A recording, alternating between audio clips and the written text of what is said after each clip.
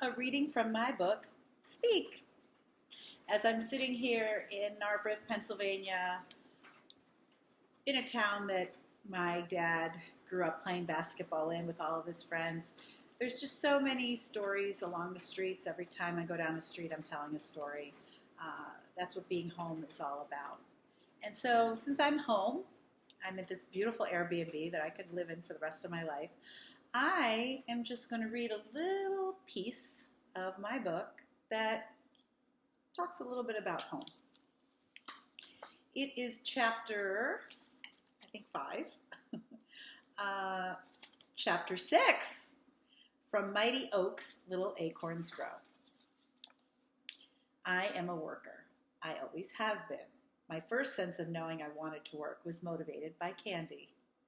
Betsy, who's my best friend, her little brother Ricky, and I would collect all the junk in her house on Saturdays and go door to door in her neighborhood to try to sell the junk we had collected to her neighbors. We used whatever money we made to buy candy.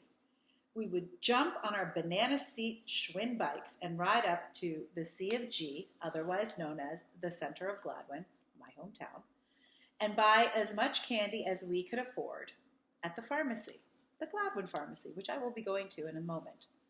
I personally will be going there soon to run an errand. Anyway, when I think about Betsy's neighbors now, I feel awful. What did they need a Barbie without an arm?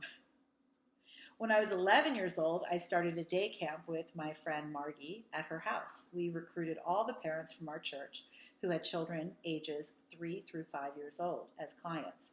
We set up our camp every day and ran it like a preschool.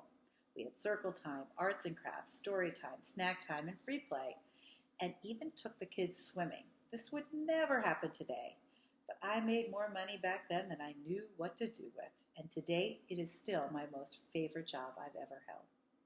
At 16, I worked at a women's clothing boutique called Oodles, which we passed by today on our walk to Starbucks. It's not there anymore. And I handled all the inventory. I loved unpacking boxes of cute clothes and hanging them up on rolling racks. Whenever I worked on a makeover show at the Oprah Winfrey Show, I always channeled my stock girl from Oodles. Personally, nothing gives me more pleasure than cleaning out and organizing my own closet and making it look and smell like Bergdorf Goodman. One summer, I worked at a bank where one of my uncles, my Uncle Tom, was an executive, which is the only way I was hired. I cried every day.